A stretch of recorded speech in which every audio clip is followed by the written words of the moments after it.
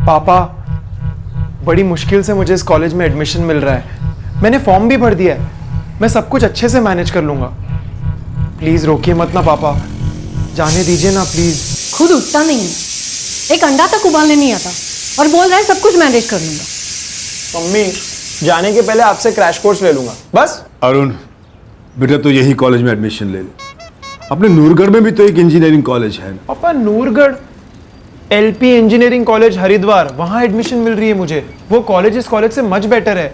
Mummy, उसकी ranking वे above है। जो भी है, मैं तुझे वहां हॉस्टल में अकेले नहीं रहने दूंगी, कह देती हूँ। हाँ मम्मी, आपके डर का कोई लॉजिक नहीं है। इस हिसाब से तो मुझे गांव से ही बाहर नहीं जाना चाहिए। ऐसा नहीं है रे, बस तू थोड़ा सा बड़ा हो जाए, उसके बाद जहां जाना है जाना। पापा, 19 साल का हो गया हूँ, अब इससे ज्यादा और क्या बड़ा हो जाऊं? और कितना भी बड़ा हो गया, आपके और मम्मी के लिए तो हमेशा बच्चा ही रहूंगा ना। पापा प्लीज, मेरा करियर, मेरा फ्यूचर इस कॉलेज से जुड़ा है। प्लीज जाने दीजिए ना। आप दोनों यूं ही डर रहे हो।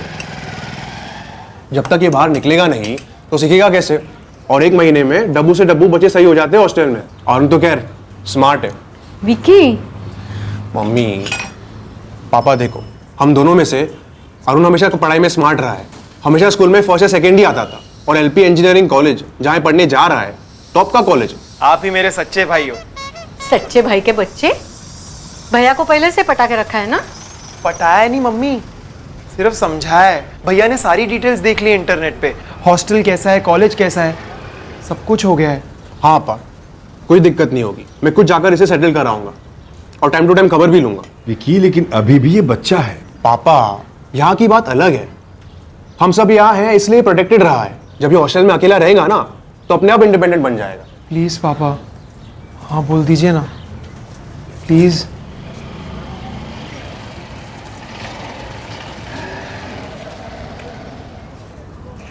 ठीक है बेटा, अब जब तूने फैसला कर ही लिया है और विकी भी तेरे साथ है तो ले ले एडमिशन, नहीं रोकूंगा तुझे। यस, थैंक यू पापा, थैंक यू सो मच। खुश रहो। मम्मी चिंता मत करो, मैं सब संभाल लूंगा। अच्छा आप हंस दो ना मम्मी, हंस दो ना, हंस दो ना, हंस दो ना।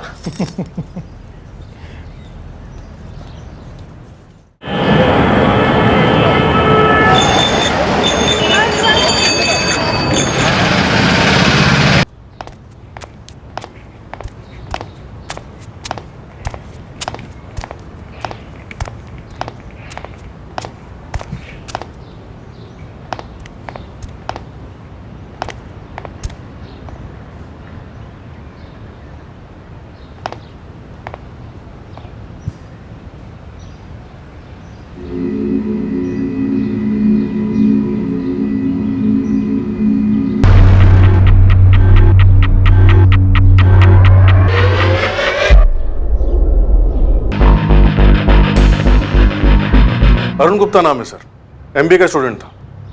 ये घर प्रोफेसर सुजीत सोलंकी और उनकी वाइफ शमिता सोलंकी का है।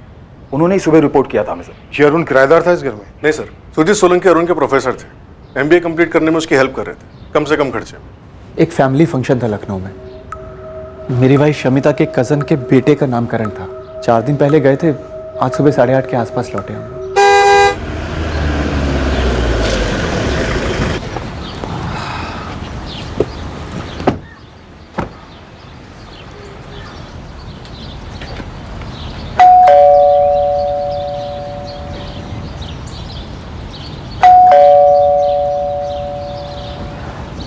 टाइम क्या हुआ है? 8:30 बजे। तो 8:30 बजे तक तो अरुण उठ जाता है ना।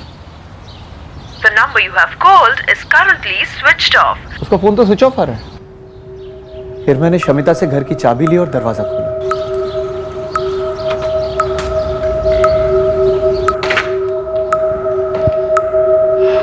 शमिता, हाँ जी। 1 कप चाय बना दोगी प्लीज? हाँ मैं बना देती हूँ। अब अरुण से भी पूछ लो, उठा दो उसको। उसका 9:30 बजे का लेक्चर है ना।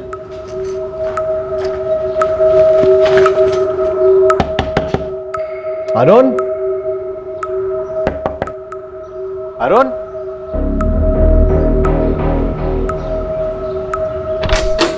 अरुण। फिर तुरंत आपको फोन किया सर। बेड के नीचे बॉडी आपको नजर नहीं आई? जी नहीं। बॉडी हमने डिस्कवर की। प्रोफेसर साहब ने कहा कि वो दोबारा कमरे में गई नहीं। ये लड़का अरुण गुप्ता कहाँ से बिलोंग करता था? नूरगढ़, जिला मेरठ। इसकी फैमिली भी वहीं रहती है? जी, घर में पेरेंट्स हैं और साथ में एक बड़ा भाई भी। आपने उन्हें इन्फॉर्म कर दिया? अभी तक कुछ नहीं किया, हम लोग वैसे ही इतने शौक में थे। उनका नंबर तो होगा ही आपके पास, प्लीज़ इन्फॉर्म कर दीजिए। जी, उसके बड़े भाई विक्रम का नंबर है।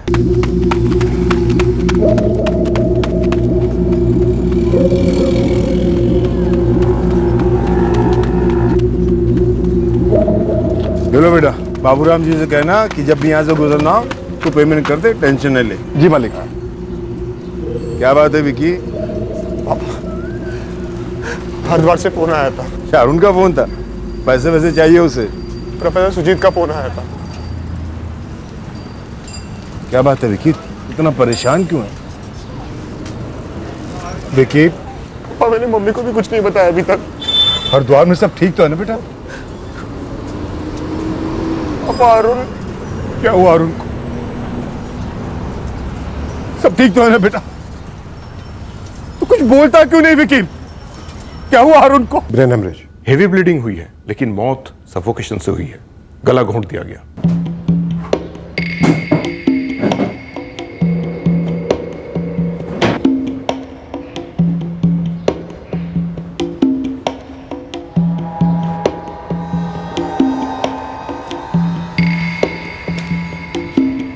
मिला? हर कोना छान मारा, फिर भी नहीं मिला। सर, अरुण का फोन कमरे में नहीं है। अरुण का नंबर देंगे प्लीज? अरुण के फैमिली को इन्फॉर्म कर दिया, वो लोग तुरंत निकलने वाले हैं यहाँ के लिए। ये अरुण का नंबर। ये टॉवल इस्तेमाल हुआ होगा विक्टिम का गला घोंटने। 10 से 11 घंटे पहले, मतलब कल 6 दिसंबर को रात 11 और 12 के बीच, राइट? करेक्ट। ये लड़का अरुण गुप्ता मेरठ के पास नूरगढ़ का रहने वाला था, हरिद्वार में MBA कर रहा था। मैं LP कॉलेज में सिविल इंजीनियरिंग पढ़ा था। अरुण मेरे बेस्ट स्टूडेंट्स में से एक था। दरअसल मैंने उसे एनकरेज किया था कि वो इंजीनियरिंग के बाद MBA करे, थोड़ी बहुत हेल्प भी की थी उसकी। आप लोग फैमिली फंक्शन के लिए लखनऊ गए थे 2 दिसंबर को? जी। तो 2 दिसंबर से लेकर 6 दिसंबर तक अरुण यहाँ घर पे अकेला था या फिर उसके साथ कोई और भी था, या घर में किसी और का आना जाना? जी नहीं। हमारी एक नौकरानी है शांति, लेकिन अभी वो छुट्टी लेके गांव गई हुई है।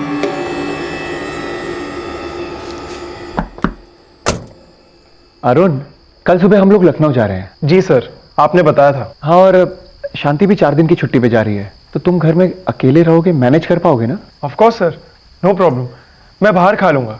अरुण, ये चाय पत्ती है और ये चीनी है, और दूध सिर्फ कल तक के लिए फ्रिज में रखा है, उसके बाद तुम्हें मार्केट से लाना पड़ेगा। डोंट वरी, मैं मैनेज कर लूंगा। अच्छा, तुम्हारे पास पैसे हैं ना? जी हाँ है, आप टेंशन मत लीजिए। Thank you. भाभी, मैं निकलूं? हाँ शांति, तू जा, लेकिन 7 तारीख तक लौट आना। हम लोग भी सुबह 8:30-9 बजे तक आ जाएंगे लखनऊ से। 10:30 बज गए, अब तक तो शांति को यहाँ जाना चाहिए। मैंने उसे फोन किया था, बोली शाम तक आएगी। कहाँ रहती है? पास ही में कुंती नगर में रहती। वो जो दीवार पर लिखा है, उसके बारे में कुछ जानते हैं आप? फ्रैंकली हम दोनों को कुछ समझ में नहीं आ रहा है, वो दीवार पर जो लिखा है वो क्यों लिखा है। 4 साल से आप अरुण को जानते हैं। उसकी कोई गर्लफ्रेंड थी? सर, हुई भी होगी तो मुझे उसके बारे में नहीं पता। जब इंजीनियरिंग कर रहा था तब कहाँ रहता था? हॉस्टल में। हॉस्टल का कोई दोस्त, MBA का, इंजीनियरिंग का, मोहल्ले से किसी को जानते हैं आप? जी हाँ, कुछ लोगों को जानता हूँ। अरुण ने हम तीनों का हरिद्वार क्यों बुलाया? मैं कुछ समझी नहीं। आप लोग कुछ ढंग से बता भी नहीं रहे हो मुझे। विक्की, अरुण ठीक तो है ना? कुछ हुआ है क्या? आप लोग मुझे बता क्यों नहीं रहे हो कुछ?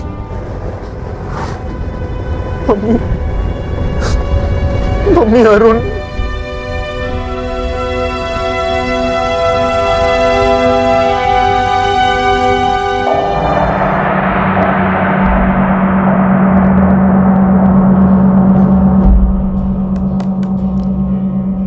रिवेंज किलिंग का केस लगता है। पार्ट टाइम MBA और पार्ट टाइम जॉब कर रहा था ये लड़का अरुण। पेरेंट्स और बड़ा भाई ऑन द वे है सर। पोस्टमार्टम रिपोर्ट के हिसाब से मर्डर कल रात 11 और 12 के बीच हुआ। ब्लड स्ट्रीम में अल्कोहल पाई गई है और पेट में अनडाइजेस्ट खाना। और घर में जो ये सारी चीजें मिली हैं, इनके हिसाब से तो यही लगता है कि इसने किसी के साथ पिया, खाया और फिर शायद उसी ने मर्डर कर दिया होगा अरुण का। सर अरुण का फ़ोन मिसिंग है, मैंने उसके कॉल रिकॉर्ड्स मंगवाए, उसी से पता चल सकता है अरुण ने खाना कहाँ से ऑर्डर किया था। शायद डिलीवरी बॉय ने उस दूसरे शख्स को देखा हो जो उस टाइम अरुण के साथ था। पता करो। और ये जो संदेशा छोड़ा गया रेप वाला, इसके बारे में प्रोफेसर साहब और उनकी पत्नी कुछ बोले? उन्हें इस बारे में कोई भी आइडिया नहीं। उनके घर की नौकरानी शांति भी 5 दिन से छुट्टी पर थी। आज सुबह आना था उसे, और अब शाम को आने वाली है। शांति से सारी डिटेल्स निकलवाओ, कौन आता था, कौन जाता था, लाइफ क्या थी अरुण की। और आसपास के पुलिस स्टेशंस में ये भी चेक करो कि अरुण के खिलाफ रेप, मोलेस्टेशन, छेड़छाड़ के कोई केस दर्ज तो नहीं है। सर केतवाल, अरुण के सभी दोस्तों से बात करो, कॉलेज, ऑफिस, सब जगह।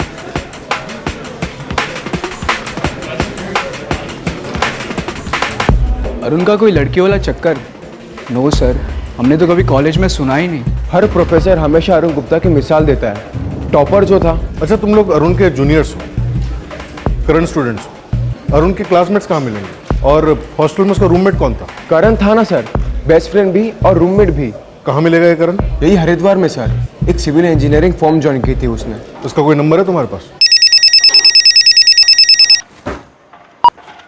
हेलो, करण रावत जी। मैं सब इंस्पेक्टर खेतवाल बोल रहा हूँ, रतन विहार पुलिस थाने से। जी बोलिए। अरुण गुप्ता को तुम अच्छे से जानते हो? मेरा कॉलेज का बेस्ट फ्रेंड है सर, हॉस्टल में भी मेरा रूममेट था।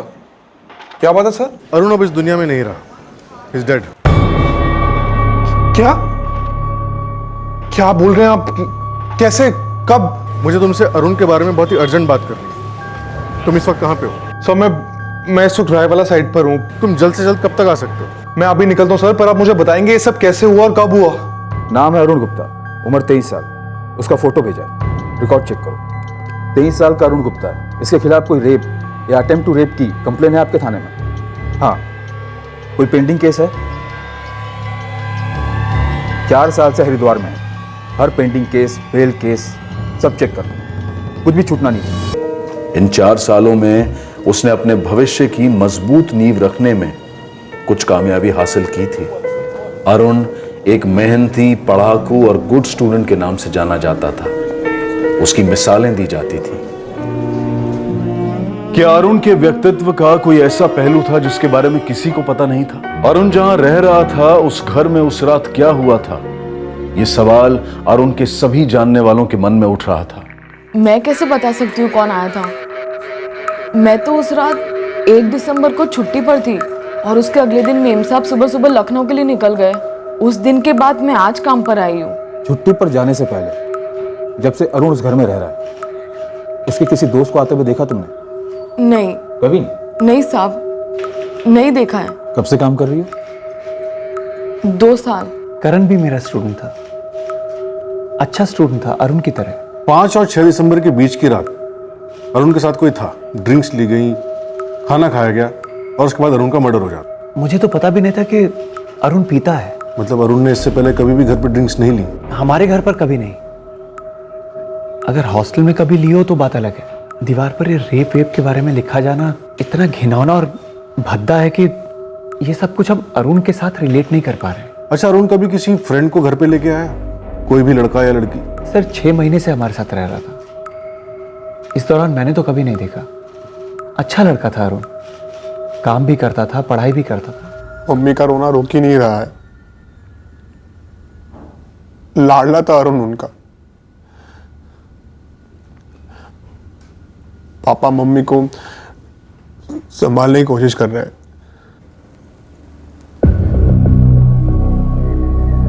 सर ये नामुमकिन है। ये कोई साजिश है अरुण को बदनाम करने की। कौन बदनाम करना चाह रहा होगा अरुण को, वो भी अरुण के जाने के बाद? तुम्हें शक है किसी पर? मुझे नहीं पता सर, पर होगा उसके दोस्तों में से कोई। कौन सा दोस्त?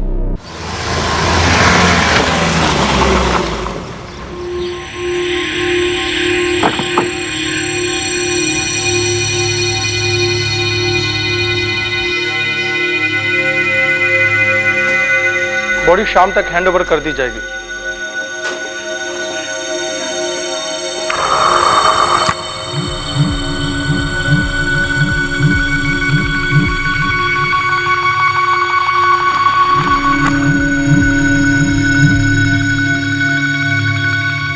ये सब कैसे हुआ सर? हम भी वही जानने की कोशिश कर रहे हैं करण। मैंने पेपर में पढ़ा, उसके कमरे की दीवार पर जो लिखा है। तुम कुछ जानते हो उस बारे में? सर अरुण ऐसा नहीं कर सकता। नहीं मतलब आप हमें यह बताने की कोशिश कर रहे हैं कि हम अपने बच्चे को जानते नहीं थे, अब आपसे जानेंगे कि वो क्या कर सकता था और क्या नहीं। मेरा इंटेंशन आपको हर्ट करने का बिल्कुल नहीं था। मैं एक सीधा सा सवाल आपसे पूछ रहा हूं कि क्या उसका कभी गांव में कुछ हुआ था, कोई दुश्मनी? दोस्त तो उसके रहे होंगे, 12वीं तक तो वो गांव में ही था ना। गांव में कभी किसी के साथ कुछ हुआ था? प्लीज याद कीजिए। अरुण की कोई गर्लफ्रेंड नहीं थी सर। तुम्हारी कोई बहन है? नहीं सर। और सर अरुण ऐसा लड़का नहीं था जो किसी लड़की के साथ। वो किसी लड़के के साथ का तो अभी पता नहीं, लेकिन उसके साथ कोई था। अरुण के कॉल रिकॉर्ड्स अभी तक आए नहीं है, पर इतना श्योर है कि वो जो कोई भी था या थी अरुण के बहुत करीबी था। ड्रिंक्स लिए गए, खाना खाया गया और उसके बाद आराम से उसका मर्डर कर दिया गया। कौन हो सकता है वो करण? मैं तो नहीं था सर। और कौन हो सकता है मुझे इस टाइम कुछ नहीं सोच रहा सर।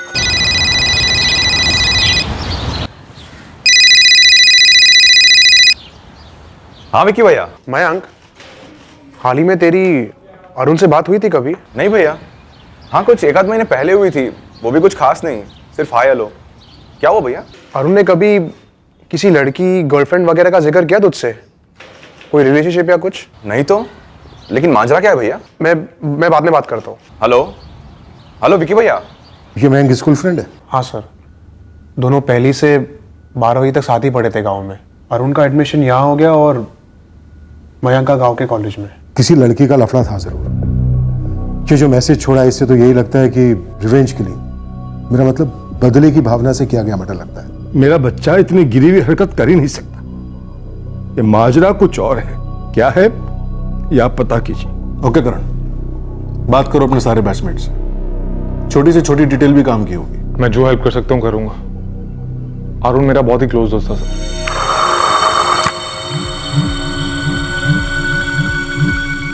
हरिद्वार के सारे पुलिस स्टेशन, नूरगढ़ स्टेशन, हर जगह के रिकॉर्ड चेक किए मैंने, पर अरुण के खिलाफ कोई कंप्लेन या केस नहीं है। ये भी तो हो सकता है कि अरुण का किसी लड़की के साथ कुछ हुआ हो और पुलिस कंप्लेंट फाइल ना हुई हो। उस लड़की ने अपने लोगों को बताया और उन्होंने अपना बदला ले लिया हो। फिर लड़की ने जिससे भी शिकायत की होगी वो अरुण के बहुत करीब का रहा होगा, क्योंकि उस रात दोनों साथ में पी रहे थे। या फिर यह भी हो सकता है कि दीवार पर जो ये लिखा गया ये पैंतरा हो हमारी इन्वेस्टिगेशन को गुमराह करने के लिए। रेप हुआ ही ना हो, जैसा कि अरुण के फादर ने कहा, माजरा कुछ और ही हो।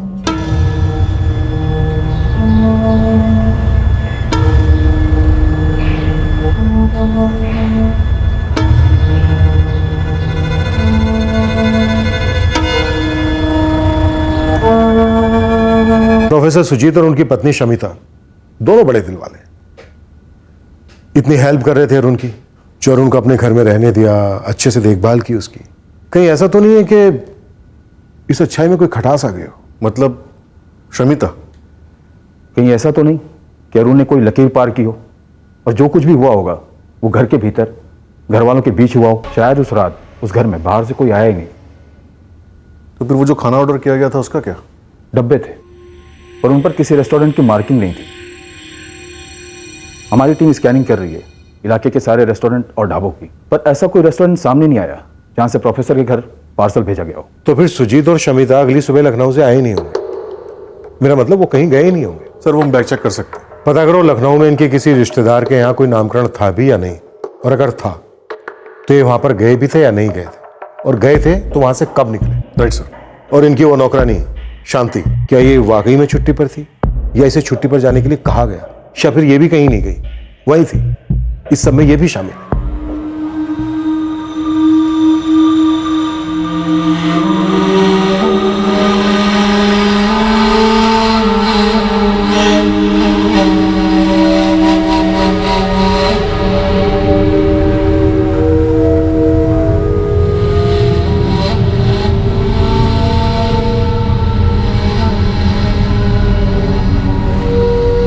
क्या क्राइम सीन की दीवार पर लिखा गया वो संदेशा वाकई में पुलिस को गुमराह करने की एक चाल थी, या पुलिस की मौजूदा लाइन ऑफ इन्वेस्टिगेशन गुमराह हो रही थी क्योंकि वो उस संदेशे को एक मिसलीड, एक चाल समझकर चल रहे थे?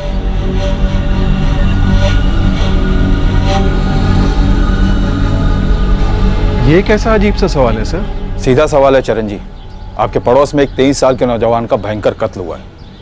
सवाल जैसा भी लगे, जवाब दीजिए। आपके इस सवाल का क्या जवाब दें हम सर, क्योंकि पिछले इतने सालों में प्रोफेसर साहब और शमिता जी के बीच ऊंची आवाज में बात भी नहीं सुनी है।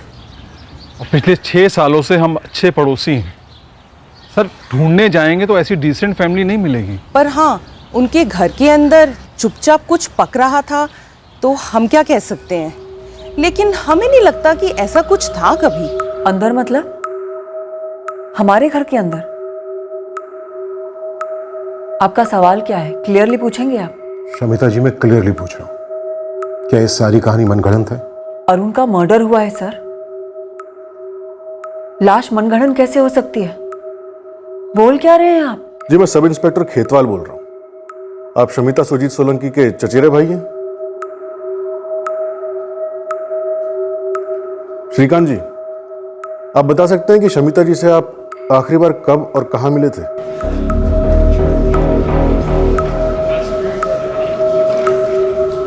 दीवार पे किसने लिखा है वो मैं कैसे जान सकती हूँ? जानती तो तुम बहुत कुछ हो शांति, बनो मत।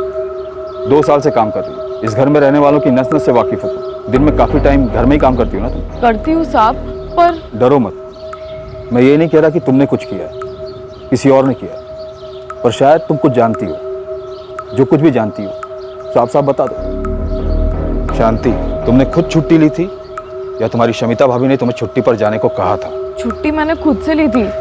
मैंने शमिता भाभी से बात भी की थी।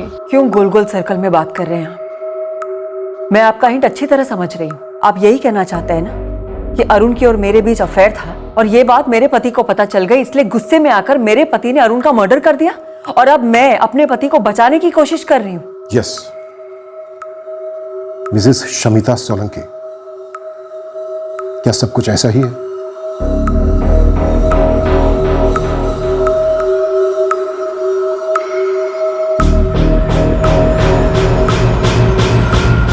आप एक काम करिए सर, मेरे जान पहचान के लोग या कोई भी अनजान जिससे बात करनी है कराइए। पता कीजिए मेरे और मेरे पति के बारे में।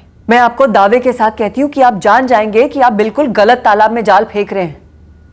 यहाँ आपको कोई भी सड़ी हुई मछली नहीं मिलने वाली है। आप कितना भद्दा, कितना शर्मनाक आरोप लगा रहे हैं सर। आप मुझे बदनाम कर रहे हैं, जबकि मैं और मेरे पति अरुण की बदनामी को मिटाने की कोशिश कर रहे हैं।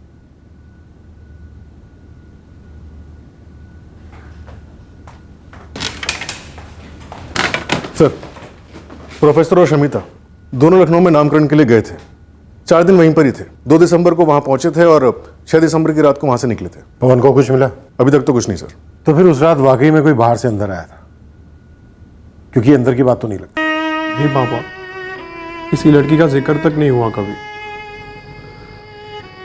तूने कहा था तू उस पर नजर रखेगा, तू वहां जाकर भी आया। फिर ऐसे कैसे हो सकता है कि तुझे कुछ भी नहीं पता? मम्मी, मुझसे कुछ छुपा नहीं था और मैं कह रहा हूं ना, ये जो बोल रहे हैं सब गलत है। हमारा अरुण ऐसा कुछ कैसे कर सकता है? मेरी तो कुछ समझ में नहीं आ रहा।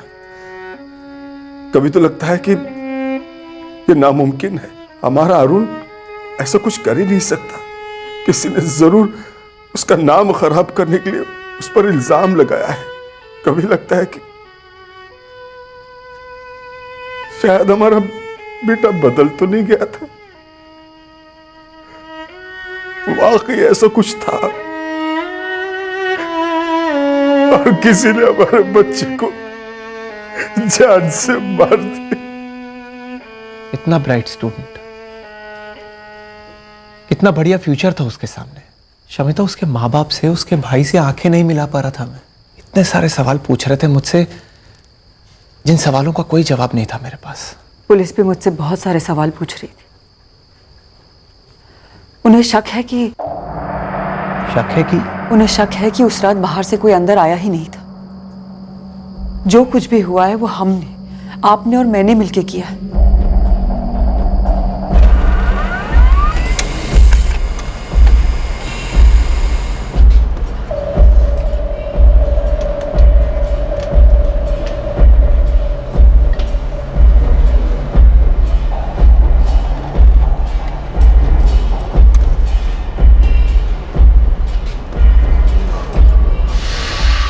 सर, अरुण के दोस्त करण के फोन रिकॉर्ड्स एकदम क्लीन है।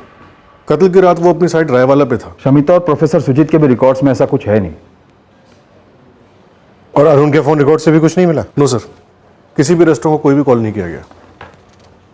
फ्रेंड्स के कॉल? 1 महीने से तो कोई नहीं। उसके पहले करण और उसके गांव का दोस्त मयंक और कुछ दोस्तों के कॉल्स थे, पर कत्ल की रात और उसके कुछ दिन पहले तक कोई कॉल्स नहीं। किसी लड़की का कॉल नहीं? कॉलेज से या फिर कहीं और से? No sir. तो फिर कौन है वो लड़की जिसके रेप के बदले में अरुण को मार डाला गया?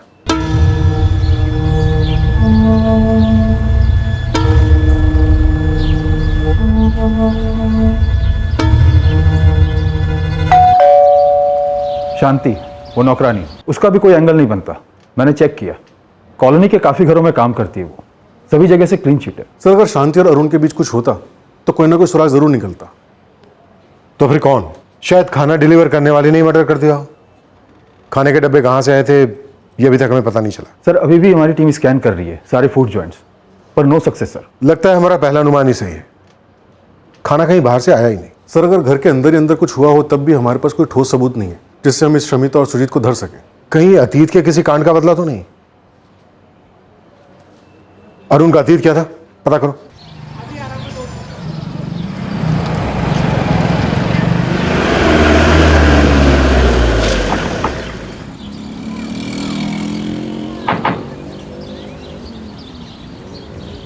स्कूल में नहीं सर, स्कूल में ऐसा कुछ नहीं हुआ था। स्कूल में नहीं तो गांव में कुछ? काफी अच्छे दोस्त थे तुम उसके, एक दूसरे के साथ सारे राज भी शेयर करते हो। बताओ मैं, स्कूल में, गांव में या हरिद्वार में कोई ऐसा किस्सा है जो हमें मालूम होना चाहिए? आप जैसा सोच रहे ऐसा कुछ नहीं है, और अगर होता तो अरुण मुझे जरूर बताता, कम से कम जब तक यहाँ था तब तक। हाँ, अगर वहाँ जाकर कॉलेज में कुछ हुआ हो तो हो सकता है उसने मुझसे छुपाया हो, लेकिन सर अरुण ऐसा कभी नहीं कर सकता। ये बात मैं आपको दावे के साथ कह सकता हूँ। कोई है जो उसे फंसाने की कोशिश कर रहा है। बात कुछ और है और हो कुछ और रहा है। तुम्हारी कोई बहन है? नहीं सर। सर, कहीं वाकई में कोई और माजरा तो नहीं है? अगर हो भी तो क्या माजरा हो सकता है पवन? अरुण MBA कर रहा था, एक पार्ट टाइम जॉब कर रहा था। चलो माना वो दीवार पर की गई लिखाई एक चाल थी, लेकिन क्या छुपाने के लिए चली गई होगी वो चाल? अच्छा खासा अपना फ्यूचर बना रहा था वो लड़का।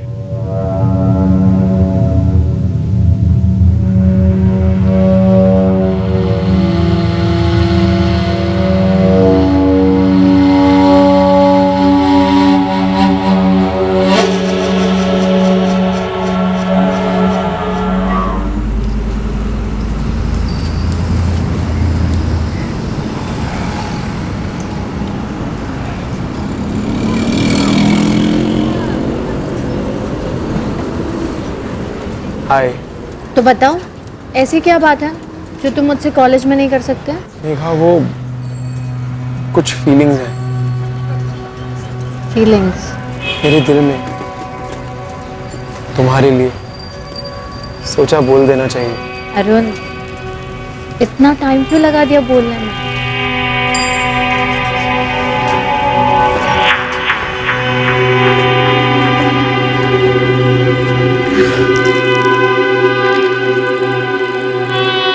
हुआ क्या था ये मेघा को पता था या नहीं ये किसी को नहीं पता, लेकिन मेघा ने सामने आकर कुछ नहीं बताया। ये एक एंगल था जो पुलिस को कहीं और से तब पता चला जब उन्हें इस केस में पहला ब्रेक थ्रू मिला।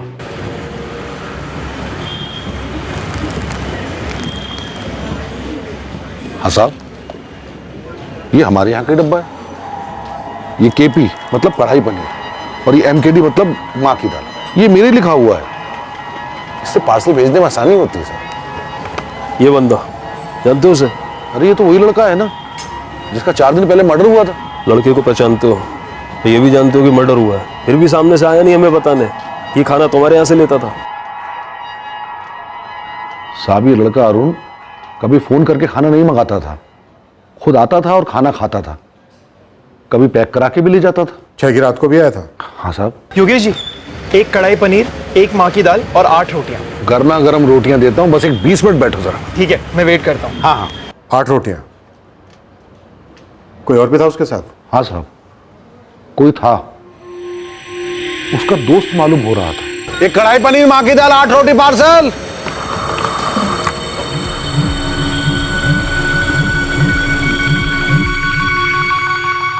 ये था?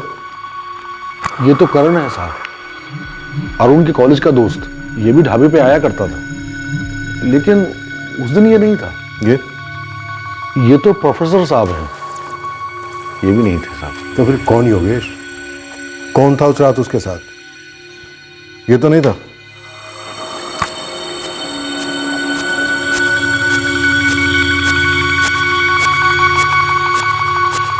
नहीं साहब, इनको भी कभी मैंने अरुण के साथ नहीं देखा। तो फिर? अब कैसे बताऊं आपको साहब कि वो कौन था, लेकिन वो जो भी लड़का था वो अरुण की उम्र के बराबर ही लग रहा था, और उस रात से पहले मैंने कभी उसे अरुण के साथ नहीं देखा।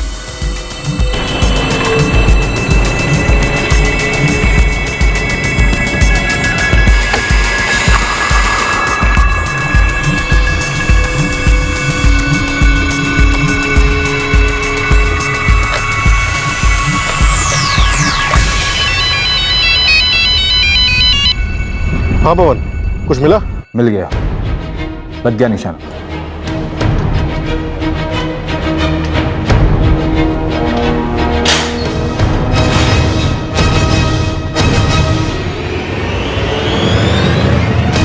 क्या हुआ सर? मुझे ऐसे यहाँ क्यों लाया गया है? मैंने क्या किया? मर्डर किया तूने। अपने बचपन के दोस्त अरुण का मर्डर किया है। अब हमें तू ये बता कि क्यों किया है? क्या कुछ भी बोल रहे हैं आप लोग? मैं अरुण का मर्डर क्यों करूंगा सर?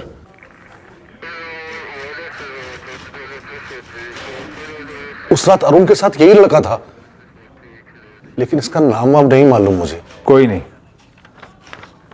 हमें मालूम है। ये कढ़ाई पनीर मां की दाल 8 रोटी पार्सल। सुन, मैं क्या कह रहा हूं, 2 बियर भी ले लेते हैं, फिर तुझे एक न्यूज़ भी देनी है। कैसी न्यूज़? अरे यार, बियर पीते पीते बताऊंगा ना, डबल मजा। अच्छे से पूछा तुझसे, इज्जत के साथ, कि अरुण से आखिरी बार तू कब मिला था? क्या बोला तूने? 1 महीने पहले, जबकि 6 दिसंबर को तू उसके साथ था। तूने उसके साथ बियर पी, खाना खाया और फिर उसका कत्ल कर दिया। अब तू हमें सिर्फ ये बता कि तूने ऐसा क्यों किया, माजरा क्या था? देख बेटा मयंक, अब तेरी पोल खुल चुकी है। तेरे कॉल रिकॉर्ड्स बताते हैं कि 6 दिसंबर को तू हरिद्वार में था। एक ढाबे वाला आई विटनेस भी है, और खुद तेरे माँ बाप ने बोला कि 6 दिसंबर को तू हरिद्वार आया था। अब बोल, ऐसे ही बोलेगा या पहले पिटेगा और फिर बोलेगा?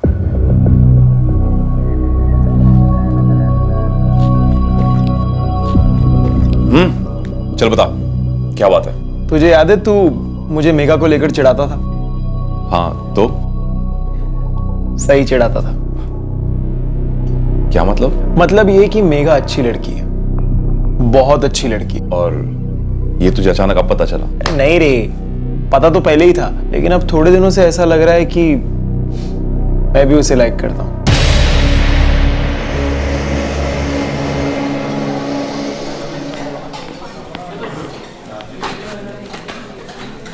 सो सॉरी यार, लाइब्रेरी में अटक गया था। कोई बात नहीं, बैठ। और बता, बाकी सब ठीक? First class. तू सुना? अरुण, अच्छा हुआ तुम मुझे यहाँ मिल गए। मुझे तुम्हारे नोट्स लौटाने थे। एंड हाँ, थैंक यू सो मच, तुम्हारे नोट्स ने तो मेरी जिंदगी बचा ली। ये लो। अरे नहीं नहीं यार, थैंक यू किस बात का? अच्छा मेघा, ये मेरा दोस्त मयंक है। मयंक, मेघा। हाय मयंक। हाय मेघा। अच्छा मेघा, बाय बाय, फिर मिलते हैं। हाँ, ठीक है, बाय। एकदम से भाई क्यों बोला? वो वेट करी थी तो उसे बैठने बोलेगा। अरे नहीं नहीं, ऐसी कोई बात नहीं। अबे हाँ, वो पैसा वाला लोग दे रही थी। पैसा वाला? अरे क्लासमेट है यार, सिर्फ फ्रेंड है।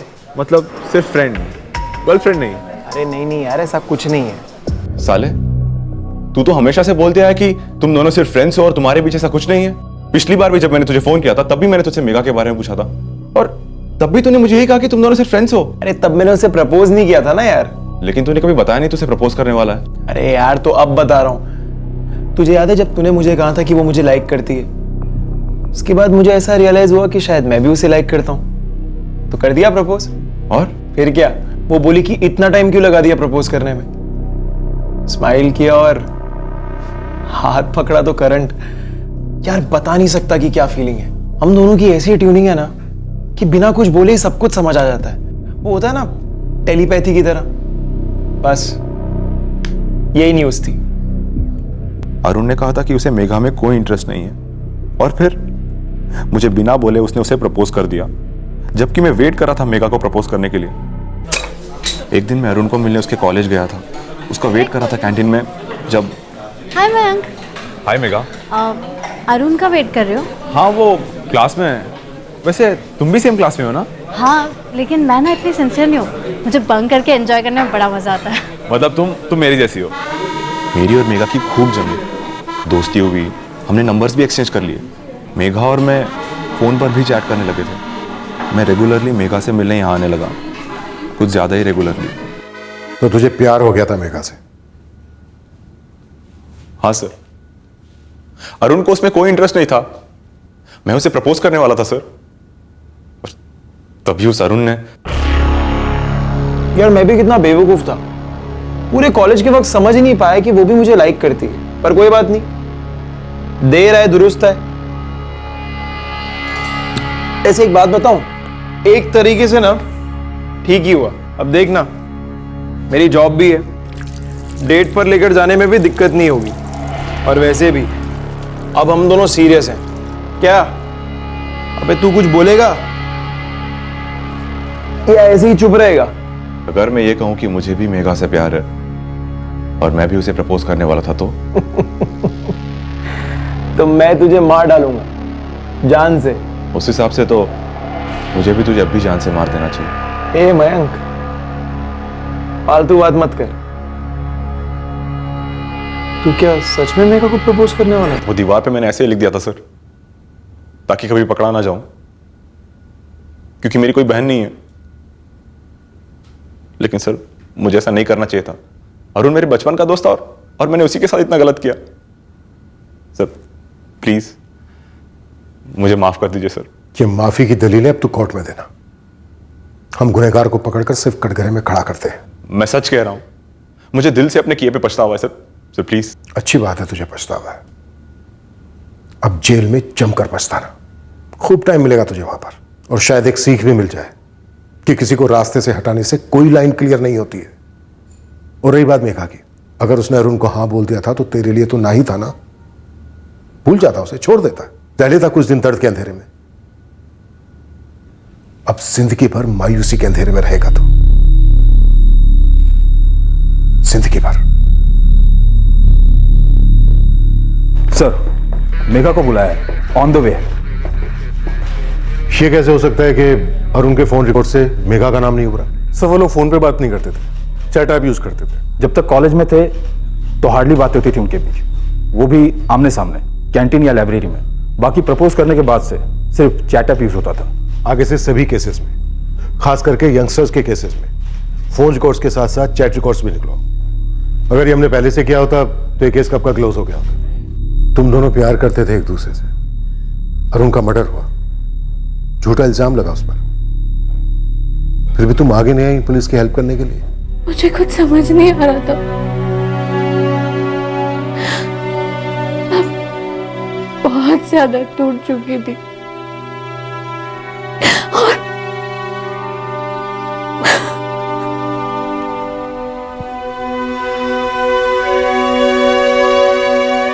हम लोग स्टूडेंट्स को इतने सारे सब्जेक्ट्स पढ़ाते हैं, लेकिन बेसिक इंसानियत कैसे सिखाए कोई? कितना अच्छा लड़का था, कितना होनहार था, मुझे यकीन ही नहीं हो रहा है सब। और वो मयंक भी तो उसी के जैसा था, यंगस्टर, होनहार। इट्स स्ट्रेंज, अपनी फीलिंग्स को इस तरह से बॉटल अप करने का क्या मतलब? जान ही ले ली, वो भी अपने सबसे अच्छे दोस्त की। 4 साल पहले जब अरुण घर छोड़कर गया था, उसके मां बाप के दिल में घबराहट थी। आज जब वो अपने बेस्ट फ्रेंड के हाथों मारा गया है, मां बाप के दिल में सिर्फ खालीपन है, दर्दनाक खालीपन। ये कैसा गुस्सा है, ये कैसी वंचित होने की भावना है जो इंसान को ये सोचने पर मजबूर करती है कि अपने अरमानों की तृप्ति किसी की लाश पर भी जायज है। यह आक्रोश होश की सीमा क्यों पार कर जाता है, क्यों धकेलता है इंसान को कत्ल जैसे भयंकर जुर्म की तरफ। अफसोस, खेद, पश्चाताप, ये सारी भावनाएं सही मायने में गलती को सुधारने में बहुत काम आती हैं, लेकिन जुर्म गलती नहीं है। ये एक ऐसा उल्लंघन है जिसमें कानूनी सजा को भुगतना अनिवार्य है।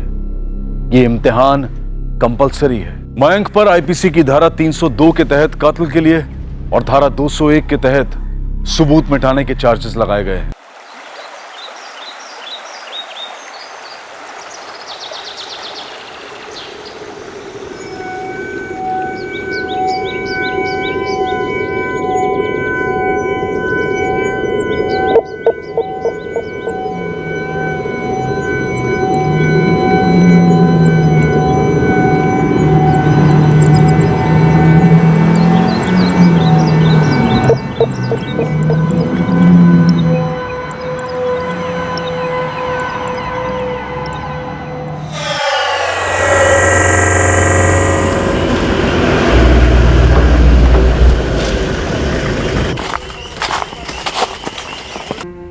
बॉडी पर से विक्टिम की पहचान करने के लिए कुछ भी ना मिले, ना ही कोई और लीड, तो सेकंड स्टेप क्या होना चाहिए?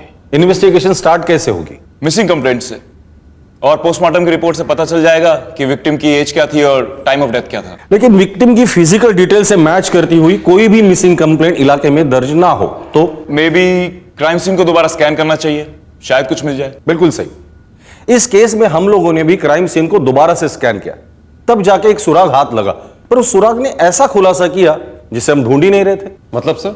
मतलब हर इन्वेस्टिगेशन आपको एक मुकाम तक पहुंचाती है, पर जरूरी नहीं वो वही मुकाम हो जहां पहुंचने के लिए आप लोग निकले थे।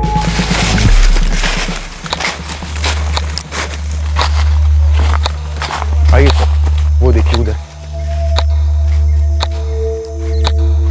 सर पे शायद किसी भारी चीज से वार किया गया। बॉडी भी पूरी तरह से गल चुकी है, शायद काफी दिनों से यहाँ पड़ी होगी। आखिरी बार कब राउंड मारा था इस तरफ? कई दिन हो गए सर।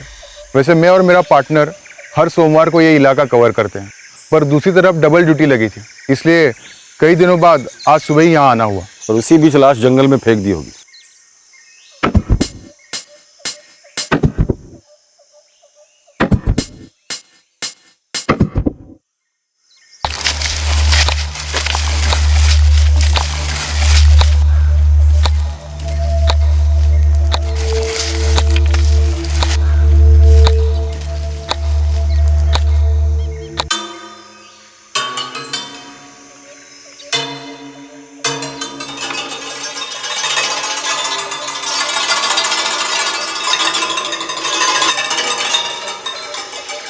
किंग हो सकता है सर कातिल या कातिलों ने विक्टिम की पहचान मिटाने के लिए उसके शरीर से कपड़े उतारे होंगे और अपने साथ ले गए होंगे, और कपड़े ले जाते समय ये बनियान या तो छूट गई या उनसे गिर गई होगी। क्या आप बता सकते कि 25 से 30 दिन पहले? ना मुश्किल है, मगर हाइट बता सकता हूँ, वो भी लगभग।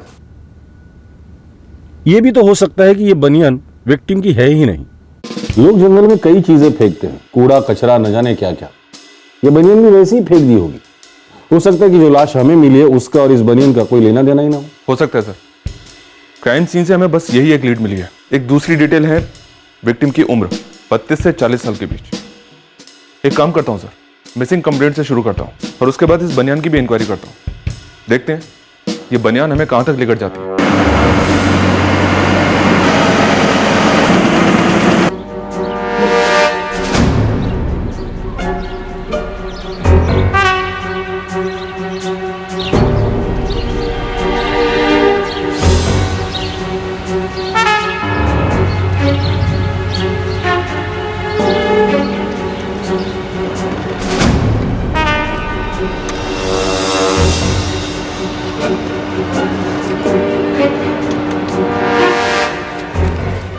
किंग, अभी तक तो कभी सुना नहीं सर। ये ब्रांड तो अपने इधर का नहीं लगता। तो फिर किधर का हो सकता है?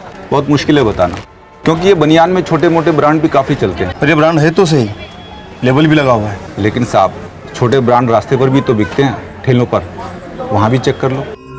कोई भी मिसिंग कंप्लेंट नहीं मिली। मैंने डेट को थोड़ा पीछे करके भी चेक किया। मतलब हमें डेड बॉडी मिली 12 अक्टूबर को। पोस्टमार्टम में हमें बताया गया कि मर्डर तकरीबन 25 से 30 दिन पहले हुआ है, यानी कि 12 से 17 सितंबर के बीच। तो सर मैंने 10 सितंबर से फाइल स्कैन करनी शुरू की, लेकिन कोई भी मैचिंग मिसिंग कंप्लेंट नहीं मिली। और उन केसेस में जो लोग घर से भाग गए थे, इतने टाइम में तो वो लोग भी घर वापस आ गए। ऐसा भी तो हो सकता है कि इसकी किसी ने मिसिंग कंप्लेंट लिखवाई ना हो? अगर ऐसा है सर तो विक्टिम की पहचान करना काफी मुश्किल होगा। बनियन से कुछ लीड मिली? नहीं सर, शायद ये ब्रांड काफी छोटा ब्रांड है सर, किंग ब्रांड। अब बाई चांस अगर हमें कोई दुकानदार ऐसा मिलता है जिसने इस ब्रांड की बनियान बेची हो, तभी शायद हमें कोई लीड मिल सकती है सर। एक अनडिटेक्टेड केस, एक अनसुलझा मर्डर केस। और वो बनियान, उससे कोई लीड नहीं मिली? मिली ना, एक ऐसी लीड मिली जिसने सबको हिलाकर रख दिया था, हमें भी। ये जो केस था ये बहुत ही रेयर और अजीब साबित हुआ। इसकी इन्वेस्टिगेशन हम एक पेचीदा जाल में लेकर गए, रिश्तों के जाल में।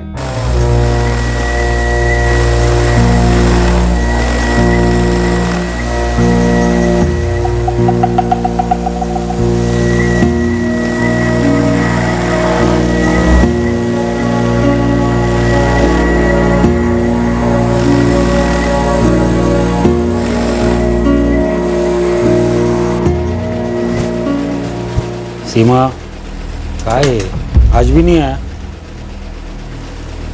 विक्रम भाऊ काही कळतच नाही हो, असं समजेन असं झालंय सगळं।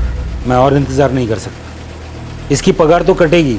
अब तो इसकी जगह पे मैं किसी और को भी ढूंढ रहा हूँ। मी समजू शकते भाऊ।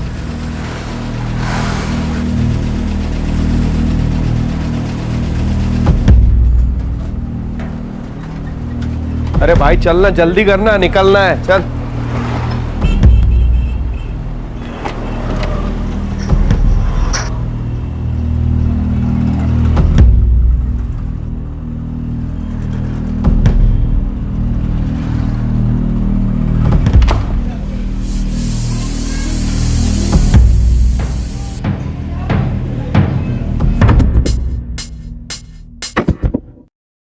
सोलापुर? हो साहब, मैंने यहाँ एक कपड़ों की दुकान में पूछताछ की। वहाँ का मालिक बोला ये किंग ब्रांड सोलापुर में चलता है।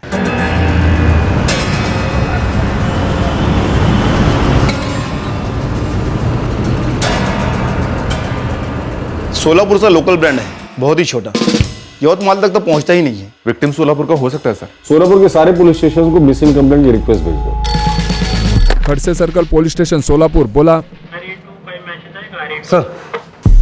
सर यवतमाल पुलिस को एक डेड बॉडी मिली है और डिटेल यहाँ के एक मिसिंग कंप्लेंट से मैच कर रही है। डेट? 11 सितंबर। इस दत्ता शिंदे की एग्जैक्ट हाइट ना उसकी पत्नी बता सकी ना उसकी बहन, लेकिन कुछ लोगों से हमने पूछताछ की तो उन्होंने बताया कि करीबन 5 फीट 9 इंच होगी। उसकी उम्र 36 साल है।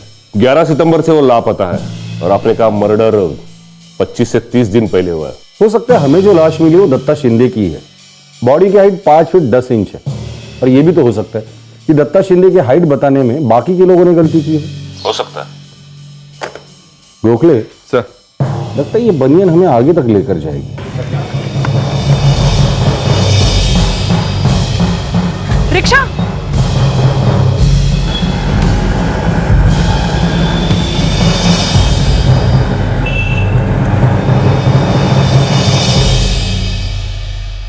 कहाँ जा रहे हो? सीमा, मेरे को आने में देर हो जाएंगी, लेकिन खाना इधर ही खाऊंगा मैं। दत्ता, तुम फिर से पीने जा रहे हो? फिर से? क्या मतलब फिर से? सुबह से एक बूंद भी नहीं पी है मैंने। हाँ तो हर रोज पीना जरूरी है क्या? ये मेहनत की कमाई शराब में डुबा रहे हो, शर्म नहीं आती तुम्हें? ये किचकिच करके ना तू मेरा बैलेंस डुबा रही है, समझी? कसला बैलेंस रे? कसला बैलेंस? हाँ, जिंदगी डूब रही हमारी। अपना नहीं तो सचिन के बारे में तो सोचो। कमा नहीं रहा हूं क्या साली मैं? देख, ये जो भी मैं कमाता हूं ना वो इसलिए कि मेरा बैलेंस सही है। हर रोज 2 क्वार्टर इधर दिमाग में मेरे ऑयल जाता है। तू मेरा बैलेंस बिगाड़ने की कोशिश मत कर। किसी दिन मैं वापस लौटूंगा नहीं तो तू और ये सचिन दोनों डूब जाओगे हमेशा के लिए।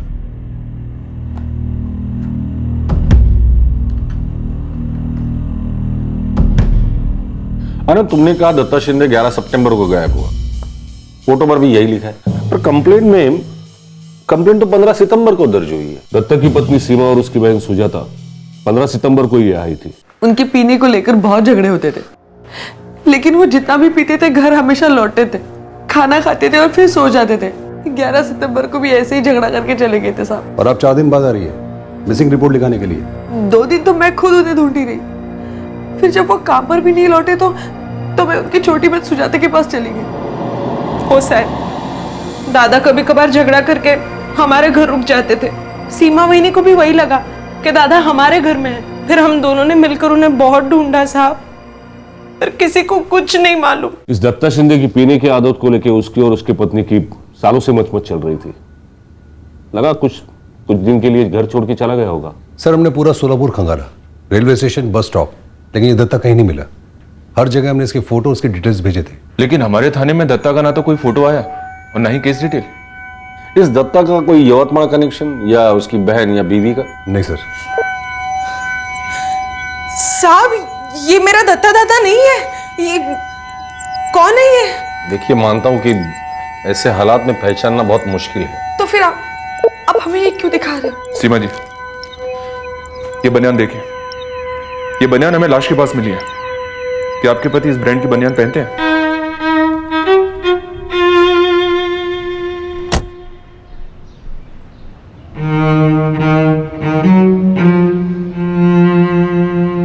दत्ता की बनियान तो घर पर है, पर मुझे मालूम नहीं कि वो किंग की है या नहीं। आप दिखा सकती है हमें?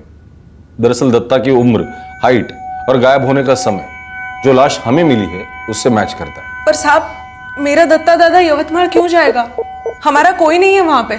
आणि साहेब, दत्ता बिना काम के कहीं नहीं जाते, तर मग यवतमाळला का जाणार? वो खुद से नहीं जाता, लेकिन साथ में ले तो जाया जा सकता है ना सीमा जी। आपने कहा वो पीने के लिए निकला था, तो शायद पीने के बाद कुछ हुआ होगा। वो किसी के साथ गया होगा या कोई उसे अपने साथ लेकर गया होगा। आप बनियान लेकर आएंगी?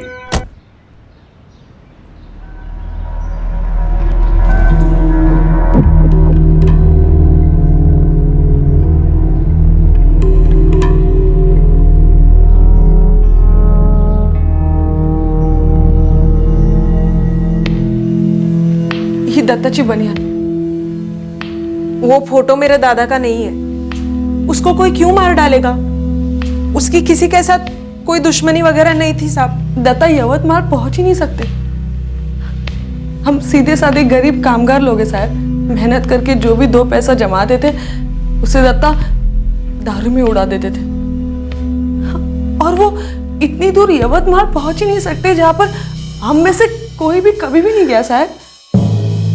सर, ये किंग ब्रांड की बनियान हमें यहाँ सोलापुर तक तो लेकर आ गई है, पर क्या ये दत्ता शिंदे वाकई में हमारा विक्टिम है? दत्ता शिंदे अभी तक घर लौटा नहीं है और हम लोग श्योर नहीं है कि वही हमारा विक्टिम है। तो गोखले, सबसे पहले इन 2 में से किसी एक बात पर हमें श्योर होना होगा। हाँ साहब, ये बात सच है कि दत्ता को पीने की प्रॉब्लम थी, लेकिन वो कितनी बुरी थी वो उसकी पत्नी सीमा ही बता सकती है। वो दोनों मेरे यहाँ पे 6 साल से काम कर रहे हैं। यवतमाल में ऐसा क्या था विक्रम जो दत्ता को वहां ले जा सकता था? पता नहीं साहब, लेकिन इतना बता सकता हूँ कि काम से तो नहीं जाता था। बाकी आप धीरज से पूछ लो, दत्ता का सबसे करीबी दोस्त और दारू पार्टनर। वो यही काम करता है? हाँ साहब। धीरज, यवतमाळ पोलीस आली, उन्हें वहाँ पे एक लाश मिली है, तुझ्याशी बोलायचं त्यांना।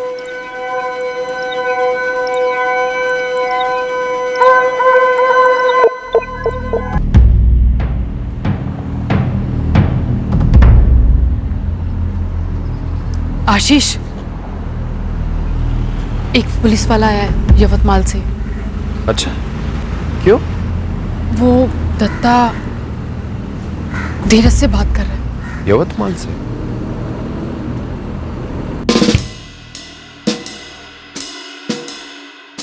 सबसे पहली बात तो ये साहब, आप जो बोल रहे हैं 11 सितंबर की रात, उस रात को दत्ता शिंदे इधर आया ही नहीं। और ये बात तीसरी दफा बोल रहा है मैं। ये दत्ता रोज आता था यहाँ पीने, लगभग रोज ही समझे। लेकिन साहब, ये जो 11 सितंबर की बात कर रहे हैं आप, उसके 2-3 दिन पहले से उसका यहाँ आना नहीं हुआ था। धीरज है ना उसका दोस्त, वो भी नहीं आया। छगनराव जी, जो लोग रोज पीते हैं उन्हें रोज पीना ही पड़ता है। किसी और अड्डे पर गया होगा? हो साहब, हम अच्छे दोस्त हैं, साथ में पीते भी है। कई बार तो पीने के बाद मैं उसके घर पर ही रुक जाता हूँ, लेकिन उस रात हम पिए ही नहीं क्योंकि वो आया ही नहीं और उसके पहले कुछ बोला भी नहीं। धीरज, तुम्हारे दोस्त दत्ता का यवतमाल में क्या था? कोई औरत या कुछ और? नहीं साहब, यवतमाल का तो कभी नाम नहीं लिया उसने। 14 सस्ते लॉजेस में मैंने इस दत्ता शिंदे का फोटो घुमाया, वहां पर उसे किसी ने नहीं देखा। साहब, लगता नहीं कि वो यहाँ कहीं रुका होगा। जंगल के आसपास के लॉजेस चेक किए? तिकडचे सगळे लॉजेस चेक केले, सेम जवाब मिला, वहां पर भी उसे किसी ने नहीं देखा। सर, ये दत्ता के कॉल रिकॉर्ड्स में निकलवाए थे। 11 सितंबर से उसका फोन स्विच ऑफ। ये फोन सोलापुर में स्विच ऑफ हुआ था? Yes sir. हमने यहाँ के एक एक देसी और सस्ते बार स्कैन किए, लेकिन वो कहीं पर भी नहीं गया था। यहाँ एक छगन राव का बार है जो उसके घर के करीब है, वहाँ का रेगुलर है वो, लेकिन वहां पर भी नहीं गया। दत्ता शिंदे का फोन तो 11 सितंबर की सुबह स्विच ऑफ दिखा रहा है। यस सर, लेकिन स्टेटमेंट में उसकी पत्नी ने ये कहा था ना कि दत्ता 11 की रात को घर से निकला था। 11 सितंबर को भी ऐसे ही झगड़ा करके चले गए थे साहब। ये दत्ता अपना फोन काम पर स्विच ऑफ रखता था, क्यों? 11 सितंबर को संडे था, छुट्टी का दिन, और वो पिछली रात मतलब 10 सितंबर की रात को बहुत पिया था, उसके पत्नी ने बताया। 11 तारीख की पहली रात को यानी कि 10 तारीख को भी वो ऐसे ही पी कर आए थे। अगला पूरा दिन सोते रहे और जब उठे तो फिर से पीने के लिए निकल पड़े। आनंद, कुछ तो झोल है। 11 सितंबर की पहली रात मतलब 10 की रात दत्ता शिंदे ने कहाँ दारू पी? आप ये जो 11 सितंबर की बात कर रहे हैं आप, उसके 2-3 दिन पहले से उसका यहाँ आना नहीं हुआ था। छगन राव ने हमें बताया कि 11 के पहले 2-3 रात वो वहां आया ही नहीं। धीरज है ना उसका दोस्त, वो भी नहीं आया। इस धीरज आने का बैकग्राउंड चेक हुआ है क्या? कॉल रिकॉर्ड्स निकलवाए थे इसके? नहीं, दरअसल हम लोग घरेलू झगड़े पर फोकस कर रहे थे, सोचा कुछ दिन में लौट आएगा, पर वो नहीं लौटा। अब हमारे पास एक लाश है जो हमें इस दत्ता शिंदे के पास लेकर आई है।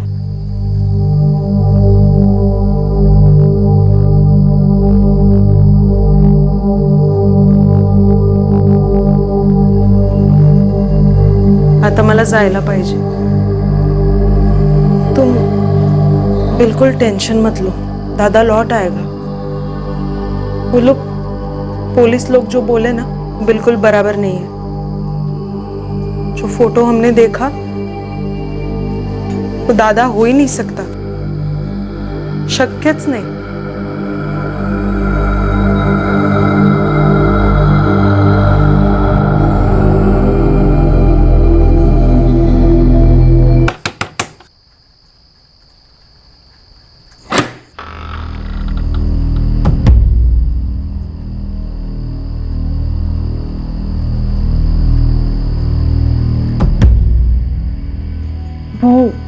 यवतमाल के पुलिस वाले फिर से आए थे क्या? नहीं, और फिक्र करने की कोई जरूरत नहीं है। वो दत्ता नहीं है, तू चिंता मत कर। मुझे क्या पूछ रहे भाई आशीष? मुझे कैसे पता होगा? मैं पूछ नहीं रहा हूँ रे पंकज, मैं तो बस ये सोच रहा हूँ कि यवतमाल कैसे? यवतमाल ये है ना? यही तो यार, ये पुलिस जो है ना वो कुछ तो सॉलिड गलती कर रहे हैं। वो दत्ता कैसे हो सकता है? धीरज साने, कॉल रिकॉर्ड्स क्या कहते हैं? 2 बातें देख रही हैं सर। एक तो ये कि 11 सितंबर की सुबह ये धीरज किसी आशीष कोठारे के टच में था। अब हमें ये पता करना होगा कि ये आशीष कोठारे है कौन। सर, आशीष कोठारे हमारा ड्राइवर है, फैक्ट्री का टेम्पो चलाता है। Tempo driver? टेम्पो? क्या लाश को इसी टेम्पो में ट्रांसपोर्ट किया गया होगा? पक्का तो नहीं कह सकते सर, पर हाँ 11 सितंबर को धीरज और आशीष के फोन सोलापुर के बाहर ट्रेवल करते हुए देख रहे हैं सर। इंटरेस्टिंग। किस तरफ जा रहे हैं? यवतमाल की तरफ? नहीं सर। नहीं? और एक दूसरी इंटरेस्टिंग बात आशीष कोठारे के फोन रिकॉर्ड से बाहर आई है सर, और वो ये कि 11 सितंबर की सुबह आशीष ने किसी पंकज खराड़े को कांटेक्ट किया था। हो निकतो थोड़ी देर में मिलता तो ही। हाँ चल बाय। ये पंकज खराड़े कौन है? सर, यहाँ के लोकल खबरियों से इसके बारे में पता लगवाया है। साहब, ये पंकज खराड़े, ये भी ड्राइवर है, प्राइवेट टैक्सी चलाता है, खुद भी एक गाड़ी डाली है इसने टूरिस्ट लाइन में लोन लेकर। इंटरेस्टिंग है, एक टेम्पो ड्राइवर, एक प्राइवेट टैक्सी ड्राइवर, दोनों मिलकर एक लाश को ठिकाने नगाले निकलते हैं। इंटरेस्टिंग एंगल है, पर असली एंगल क्या है? क्योंकि ये घरेलू पति पत्नी वाला झगड़ा है नहीं, जैसे लोकल इन्वेस्टिगेशन में पहली बार पुलिस ने सोचा था। कुछ और है। सर, एक औरत है, मीरा रावत, वो शायद इस केस से जुड़ी हुई लग रही है। मीरा रावत? वो इन लोगों में से किसके साथ जुड़ी हुई है? सर, धीरज के कॉल रिकॉर्ड्स में मीरा रावत का नंबर कई बार दिखाई देता है। अब इतनी ज्यादा बातें 2 प्रेमियों के बीच में ही हो सकती हैं सर। और साहब, ये मीरा रावत उसी फैक्ट्री में काम करती है, आपके इस धीरज साने की आइटम है। तो इस सब में दत्ता शिंदे कहां से आया? उसका भी मीरा के साथ कुछ था क्या? उस फैक्ट्री में कौन सी खिचड़ी पक रही थी ये तो नहीं मालूम, लेकिन हाँ पक तो रही थी, इतना पक्का है सर। रिश्तों में तो अब तक कोई खिचड़ी सामने नहीं आई है सर, पर एक बात पक्की है, साजिश की खिचड़ी 11 सितंबर को जरूर पकी थी सर। धीरज, आशीष, पंकज खराड़े और ये मीरा रावत, ये सब के सब ट्रेवल कर रहे थे सोलापुर के बाहर, और शायद सब साथ में थे। गोखले, एक कहावत है, खिचड़ी के 4 यार, दही पापड़ घी अचार। अब देखना यह है कि इस केस में ये 4 यार कौन सी परफेक्ट खिचड़ी पकाने निकले थे और इस खिचड़ी का हमारे यवतमाल में मिले किंग ब्रांड बनियन के साथ क्या क्या कनेक्शन है। फिलहाल तो कोई भी कनेक्शन नहीं है सर, पर हाँ, ये खिचड़ी दत्ता शिंदे के राज का खुलासा जरूर करवाएगी, क्योंकि खुशबू ऑलरेडी आनी शुरू हो चुकी है सर।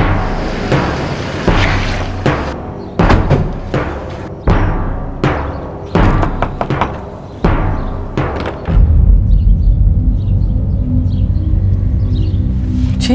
11 सितंबर की रात को तुम्हारा पति दत्ता शिंदे शराब पीने घर से निकला ही नहीं था। ऐसा उन्होंने कहा आपसे?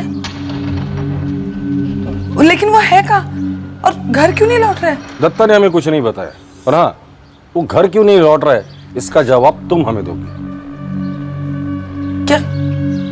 क्या मतलब? मतलब साफ है, दत्ता शिंदे 11 सितंबर की रात को नहीं बल्कि 11 सितंबर को सुबह घर से निकला।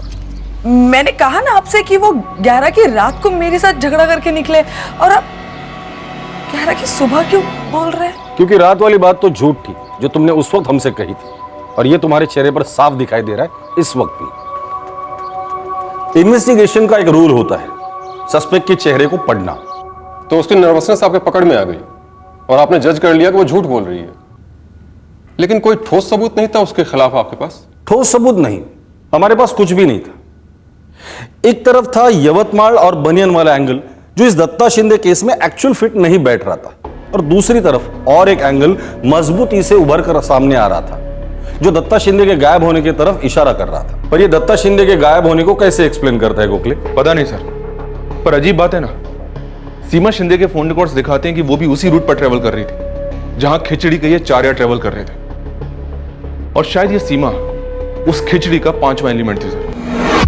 धीरज, आशीष, पंकज, मीरा और सीमा, ये सब के सब एक साथ ट्रेवल कर रहे थे सर। पर वो लोग तो यवतमाल आए ही नहीं जहां में लाश मिली थी। नहीं, मैं झूठ नहीं बोल रही हूँ। तुम झूठ बोल रही हो, सरासर झूठ बोल रही हो। तुम्हारे साथ फैक्ट्री में काम करने वाला दत्ता का दोस्त धीरज, टेम्पो ड्राइवर आशीष, वर्कर मीरा रावत और कोई पंकज खराड़े और तुम सब लोग मिलकर यवतमाल गए। साथ में दत्ता भी था जिसका फोन तुम लोगों ने सोलापुर में ही स्विच ऑफ किया था, और तुम सब ने मिलकर दत्ता का कत्ल किया।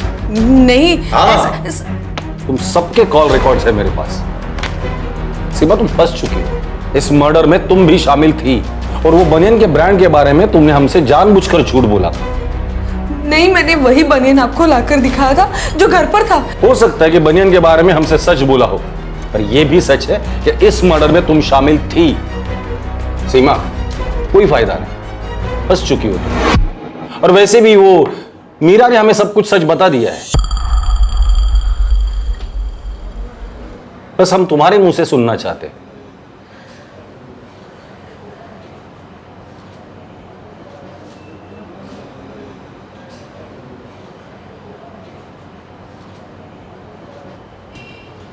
मैं कंठा गई थी साहब, थक गई थी उससे। सारी कमाई शराब में उड़ाता था, जब देखो तब नशे में। मैं भी तो इंसान हूं ना साहब, घर की सारी जरूरतें पूरी करने के बाद मेरी अपनी भी तो जरूरतें हैं, शरीर की जरूरतें।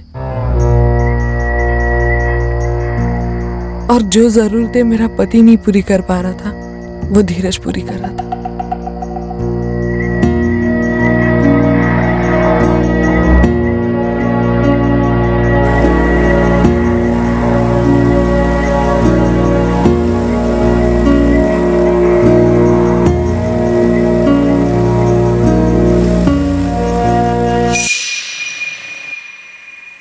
हम दत्ता और सारी दुनिया की नजरों से छुपकर मिलते थे।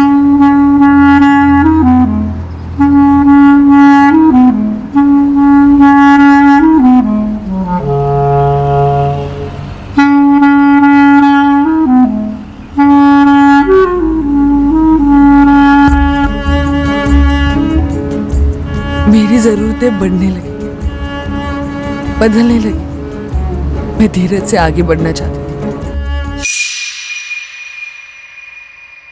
मेरी बढ़ती जरूरतें अब आशीष पूरी करने लगा था। सब ठीक चल रहा था साहब। दत्ता से दिल धीरज पर आया था और अब आशीष पर। लेकिन दत्ता रास्ते का कांटा बनने लगा। नहीं साहब। तो फिर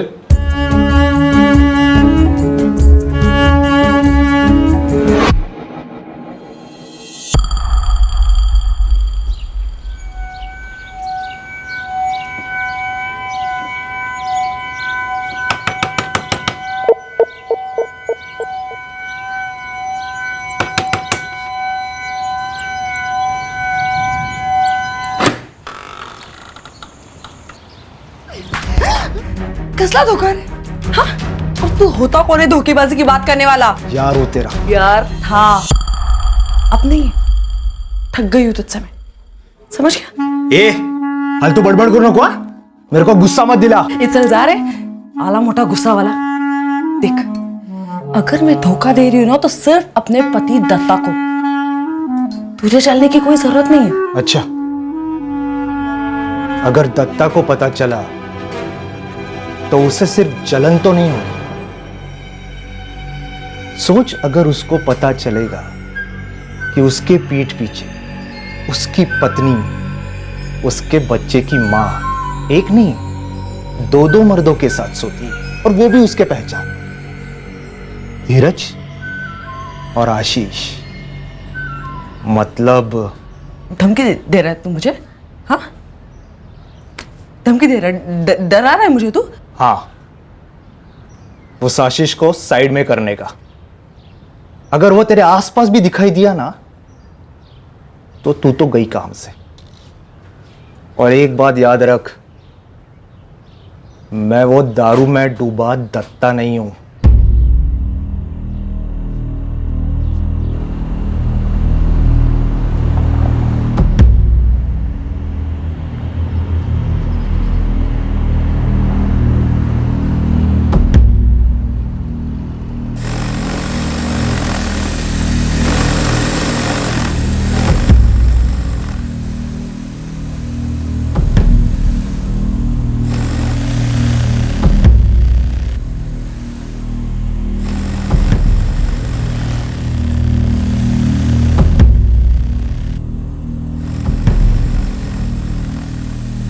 मुझे सिर्फ आशीष चाहिए था, लेकिन धीरज की धमकी मेरे सर पर मंडरा रही थी। मैंने तब तरकीब निकाली और मीरा को भिड़ाने का सोच लिया। मीरा? मैं समझा नहीं। वही मेरा बदन और वही मेरा बिस्तर। कंटाल गया होगा ना तू? तो मीरा कहां से आई बीच में? तलाक हो गया उसका, और दुनिया के सारे मर्द उसको नोचने पर तुले, लेकिन उसकी जिंदगी में एक भी ढंग का मर्द नहीं है। ए, तू क्या बोलना चाहती है? उसको अपनी जिंदगी में एक मर्द चाहिए, हर चीज के लिए। और तुझ जैसा मर्द तो ढूंढने से भी नहीं मिलेगा। तो बोल, तेरी बात चला दूं उसके साथ? सोच ले, तुम दोनों का फायदा है। तुझे भी एक नई औरत का मजा मिलेगा और उसे भी संभालने वाले का सुकून।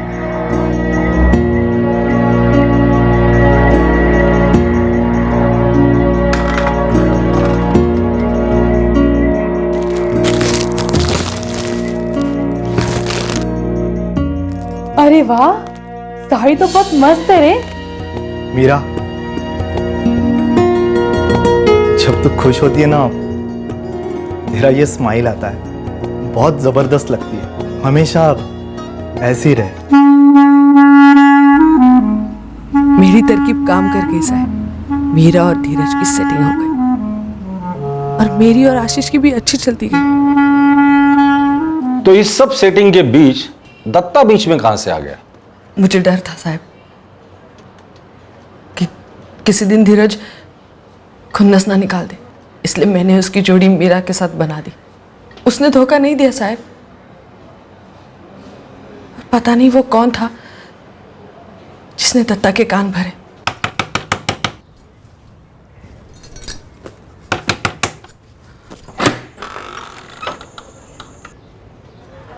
क्या हुआ? चौंक गई कि ये आदमी अचानक कहां से आ गया?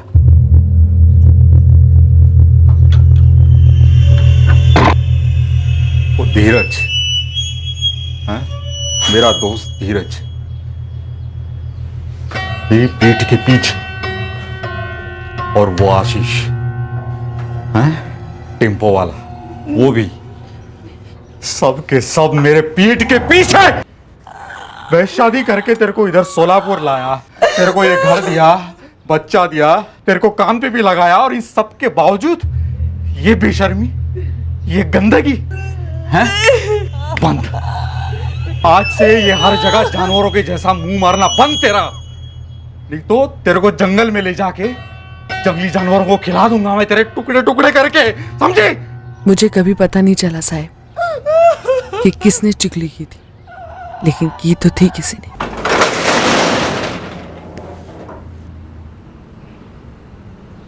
देख धीरज, तेरा और मीरा का ठीक चल रहा है, पर माझी तो वाट लगली है। किसकी कसम खाकर बोलूं? मैंने कुछ नहीं बोला उसको।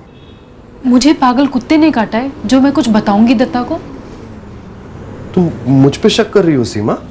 मुझ पे? दत्ता मुझे भी खुन्नस देता है आजकल, पहले जैसे बात नहीं करता है वो। यार देखो, मैं बोल रहा हूँ ना, हम लोगों में से कोई भी नहीं है, वो बाहर का आदमी है जिसने उसके दिमाग में ये सब जहर भर दिया है। हो सकता है उसे शक हुआ हो और उसने इसीलिए गलत सोच लिया हो।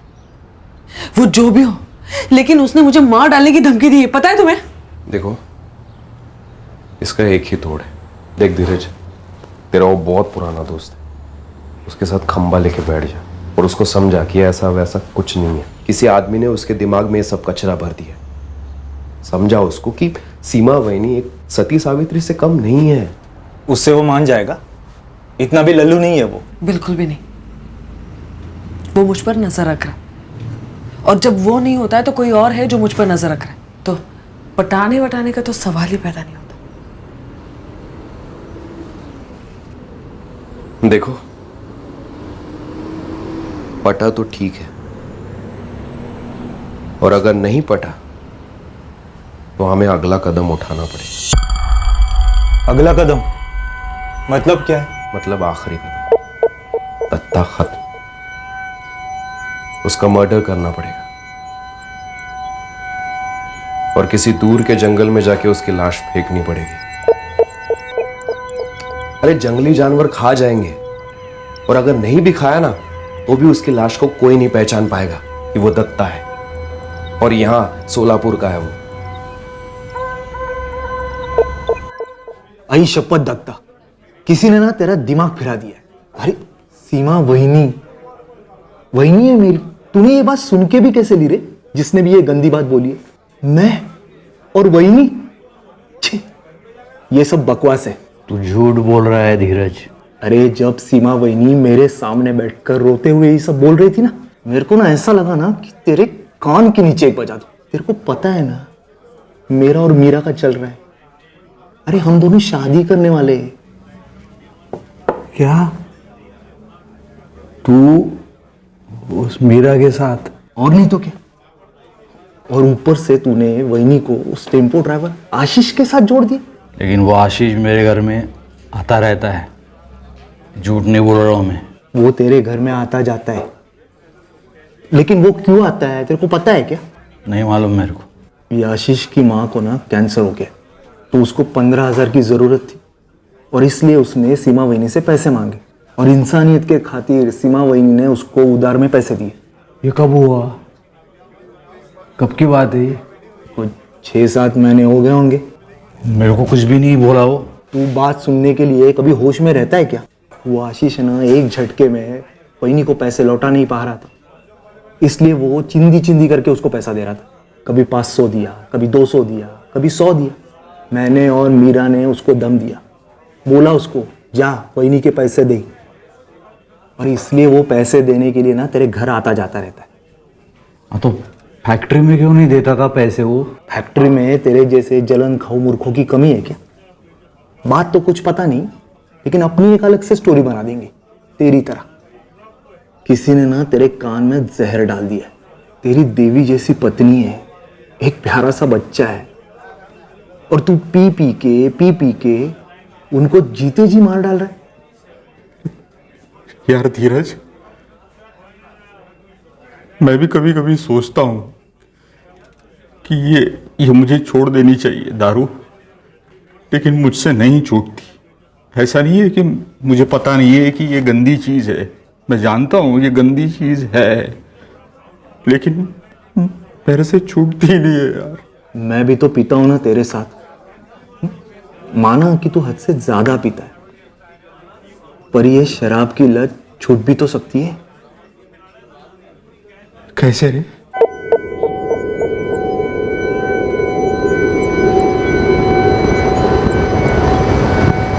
हम एक बाबा को मिलने के बहाने निकले।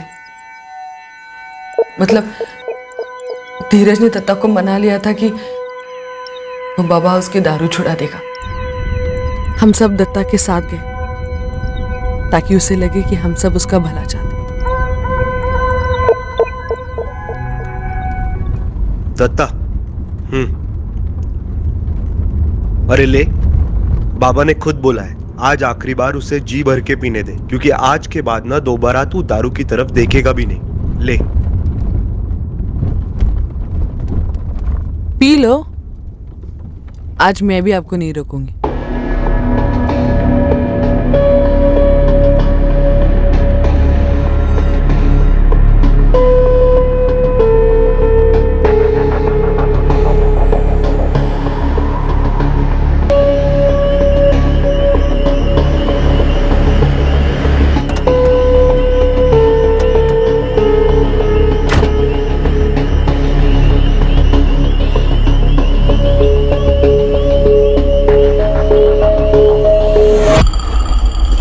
पहुंच गए क्या हम?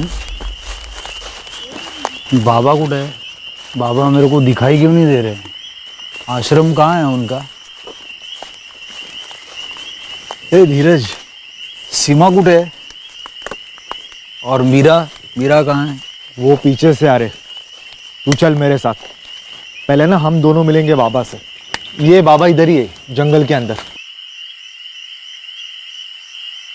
हम सब ने मिलकर दत्ता को मार डाला ताकि मेरा और आशीष का आराम से चलता रहे। एक बात बताओ सीमा, दत्ता की लाश को यवतमाल के राजपुर जंगल में फेंका था क्या? जी नहीं। तो मध्य प्रदेश में कहीं फेंका था क्या? क्योंकि तुम सबके फोन की आखिरी लोकेशन मध्य प्रदेश में खंडवा के आसपास दिख रही है। नहीं साहब,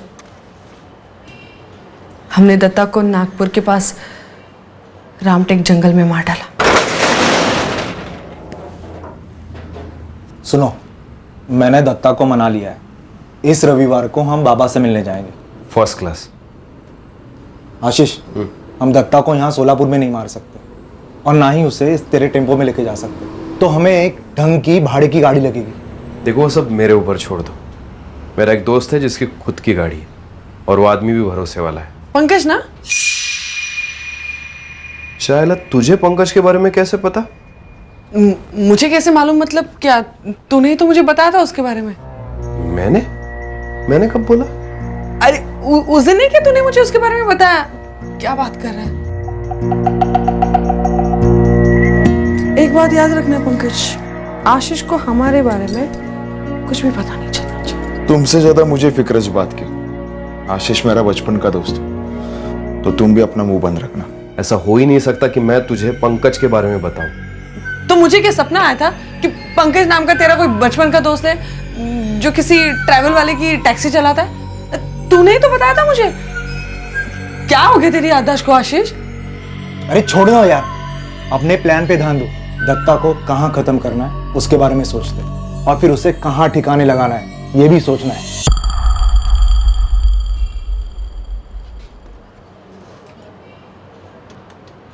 मानना पड़ेगा, तुम सब लोगों ने मिलकर बहुत अच्छी खिचड़ी पकाई। खिचड़ी के सारे मसाले सामने भी आ गए, सिवाय एक के। सीमा, तुमने हमें कहा था कि दत्ता शिंदे का मर्डर नागपुर के रामटेक जंगल में हुआ था, पर कॉल रिकॉर्ड के हिसाब से तुम सबकी लोकेशन खंडवा के आसपास दिखाई दे रही, जो कि मध्य प्रदेश में है। खिचड़ी का ये मसाला मेरी समझ में नहीं आया। तय तो यही हुआ था ना आशीष कि हम उसे नागपुर के रामटेक जंगल में मारेंगे।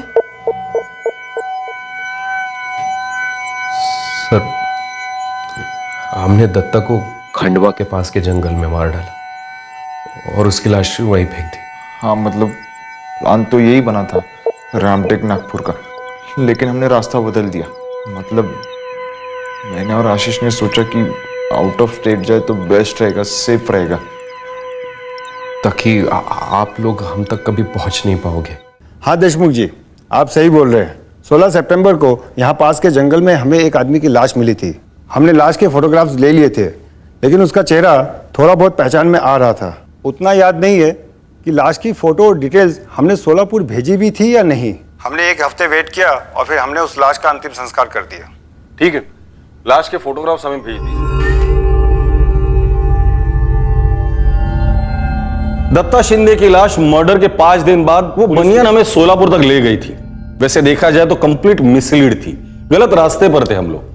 पर क्या हुआ, एक अनसुलझा मर्डर केस हम लोगों ने सॉल्व किया।